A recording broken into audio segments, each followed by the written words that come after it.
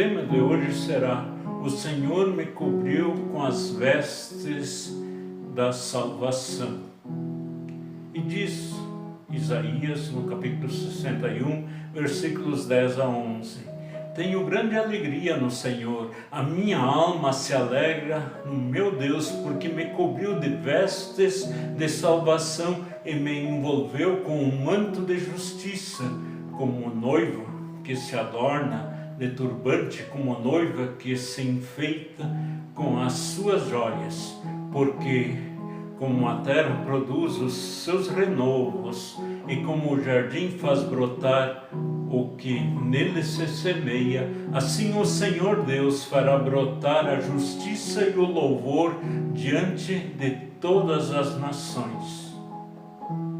Amados, a partir desse texto temos as próprias palavras de Jesus que diz em João 3,18: Quem nele crê não é condenado, mas o que não crê já está condenado, porque não crê no nome do unigênito Filho de Deus. E sabemos que chegará o tempo em que todas as pessoas terão de comparecer diante de Deus. Quando em primeira mão, então saberemos que as medidas protetoras geradas, criadas, inventadas por seres humanos serão absolutamente inúteis. Porém, os que tiverem, pela ação do Espírito Santo, aceito o Senhor Jesus em vida, crendo nele de coração, justificados por fé, já serão considerados salvos, membros do corpo de Cristo. Daí as palavras de Isaías, no versículo 11, se referem à união de Cristo com sua noiva, os salvos considerados o corpo de Cristo, que é a igreja, união que se dará logo após o encontro com ele, o noivo, nos ares, entre nuvens, como fala o apóstolo Paulo.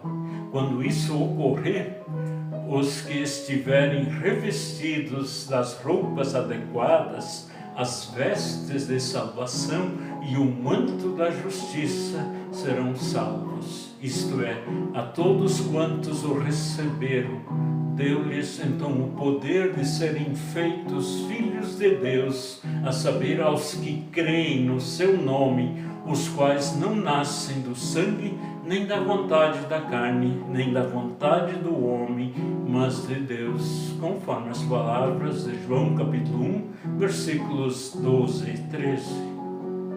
Amados, e acontecerá então também ali a condenação dos que não estiveram assim trajados, tendo em vista que estes, não permitindo a ação do Espírito Santo, rejeitaram a palavra de salvação, o Evangelho, quando lhes foi ensinado, pregado e testemunhado. Assim, destacado está que o próprio Deus veste de salvação o seu povo, a família de Deus. A pessoa cristã hoje, de modo extraordinário, com vestes de salvação e um manto de justiça, será então a alegria do próprio Deus. E o próprio Deus para nós será motivo de regozijo, de alegria, porque cremos nele. Isaías fala nesse cântico de alegria sobre a glória de Sião restaurada, louvando a Deus pela grandeza da sua salvação. O adorno do noivo e o enfeite da noiva são os símbolos da glória de Jesus e da alegria do povo redimido por Deus. Deus é o autor da transformação que acontece na vida de cada pessoa, pois como a terra produz os seus renovos e como o jardim faz brotar o que nele se semeia, assim o Senhor Deus fará brotar a justiça e o louvor perante todas as nações. Ao reparar nesse texto, esse belo paralelismo entre a terra e o jardim, que faz brotar as plantas e germinar as sementes, temos ali então umas palavras para nos esclarecer que é Deus que faz germinar a justiça, a glória diante de todas as nações. A justiça e o louvor assim germinam e brotam em nosso viver pela ação do Espírito Santo.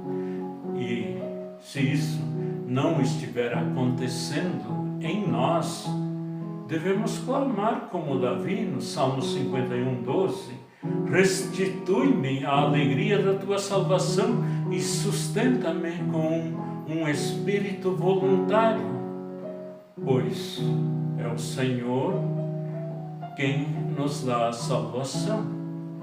Na condição de pecadores, não conseguimos por conta própria nos livrar do sentimento de culpa que o pecado nos traz. Necessitamos, portanto, que o Senhor venha até nós. Por não conseguirmos ir até o Senhor, afinal perdemos a alegria, estamos sem forças espirituais. E por isso, essas palavras do salmista devem ser nossas palavras diante de Deus de uma certa forma constante, visto que o pecado cria em nós um abismo que nos afasta de Deus. Então precisamos que Deus haja com misericórdia e amor sobre a nossa vida, trazendo a alegria pela salvação de volta, essa alegria obtida em Cristo. E somente Deus pode fazer com que nós estejamos firmes e em espírito voluntário lhe obedecer, servir e louvar. Assim, o salmista Davi não pediria a Deus para sustentá-lo se ele achasse que por suas próprias forças conseguiria se manter de pé. Da mesma forma, o ser humano pecador, e todos nós o somos, não tem nenhuma condição em si mesmo de se achegar até Deus e nele permanecer firme.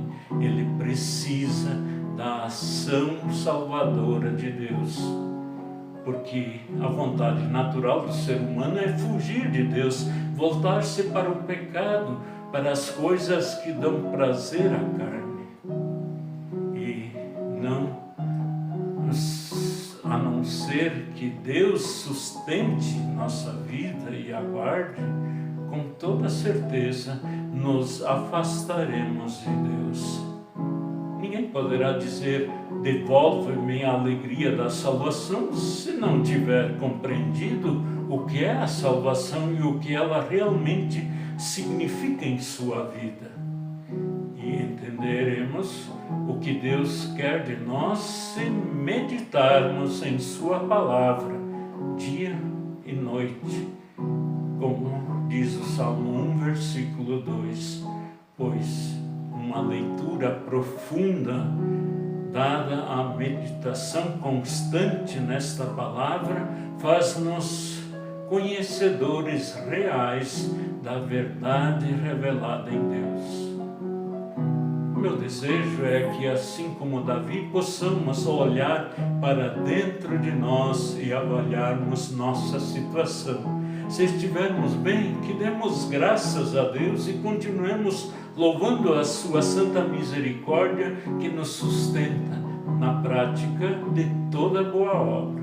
Caso contrário, repetiremos as palavras de Davi e clamemos: restitui-me a alegria da tua salvação e sustenta-me com um espírito voluntário. E Deus fará tudo para que a minha alma se alegre nele, porque cobriu tanto a você como a mim de vestes de salvação e envolveu tanto você como a mim com um manto de justiça. Vamos cantar agora.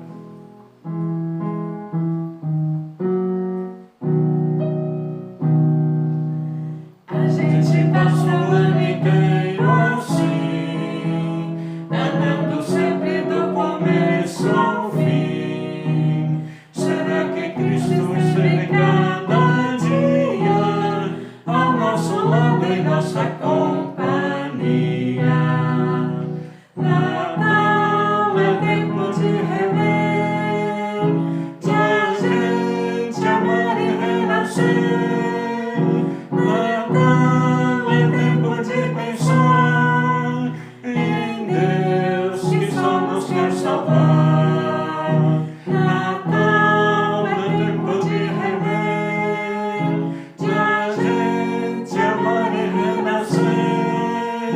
Natal é tempo de pensar em Deus que só nos quer salvar. Por toda parte vemos tantas luzes, por toda parte vemos tantas cruzes. Natal é tempo de partir o pão, Natal é tempo de salvar o irmão. Natal é tempo de rever, de a gente amar e renascer.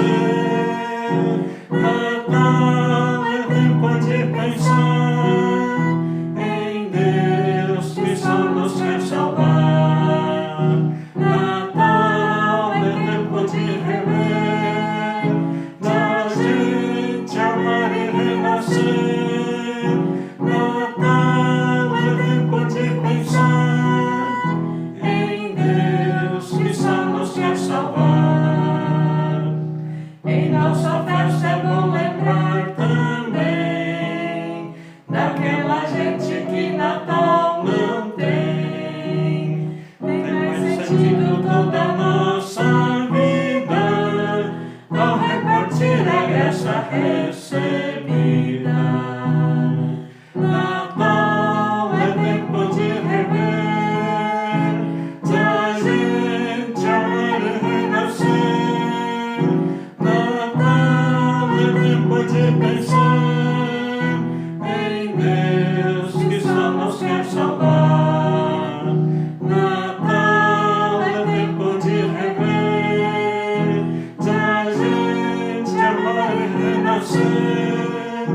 Natal é tempo de pensar em Deus que só nos quer salvar. Vamos colocar a nossa vida diante de Deus. E nada melhor do que pedir a Ele com as palavras da oração de Jesus. Pai nosso que estás nos céus, santificado seja o teu nome, venha o teu reino. Seja feita a tua vontade, assim na terra como no céu.